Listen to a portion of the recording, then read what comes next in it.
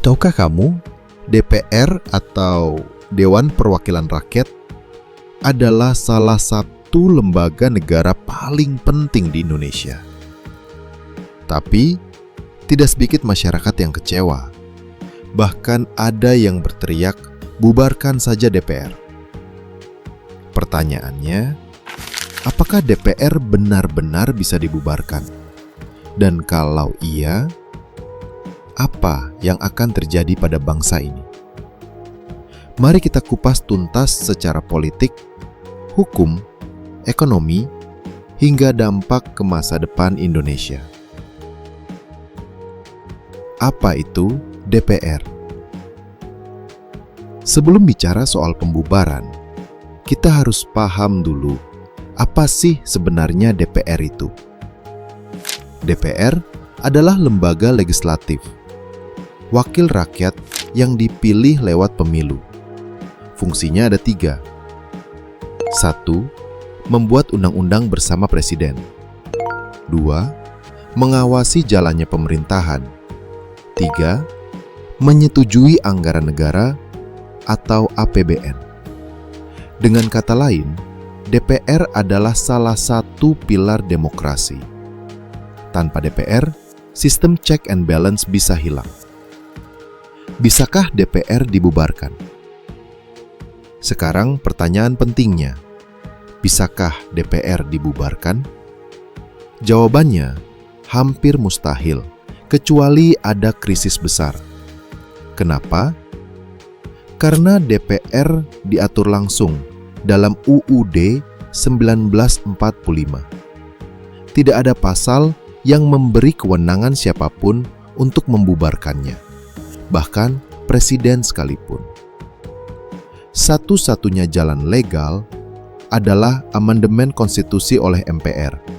Tapi jangan lupa, anggota DPR itu sendiri bagian dari MPR. Artinya, mereka harus menyetujui pembubaran dirinya sendiri. Rasanya sulit kan? Jalan lain, ya hanya lewat kudeta atau perubahan rezim yang inkonstitusional. Contohnya, ketika Soekarno mengeluarkan dekret Presiden 1959 untuk membubarkan konstituante. Tapi, itu terjadi dalam situasi darurat dan berakhir dengan lahirnya sistem otoriter.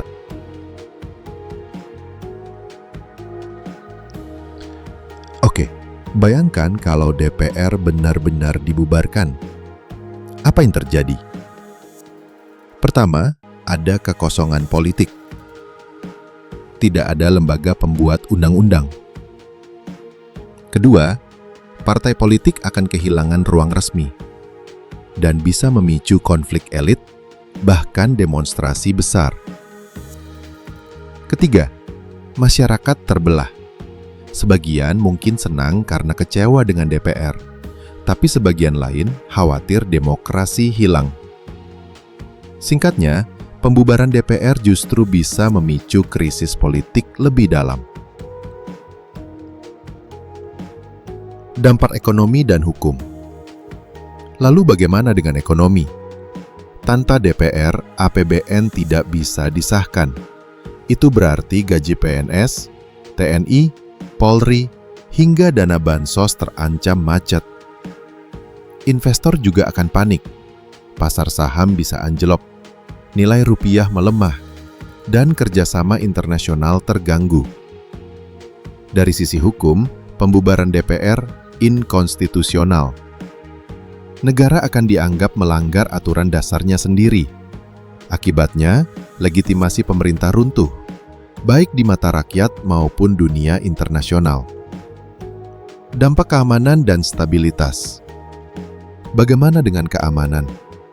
Jika DPR dibubarkan, kemungkinan besar akan terjadi protes besar di jalanan. Polisi dan militer bisa terbelah antara pro dan kontra.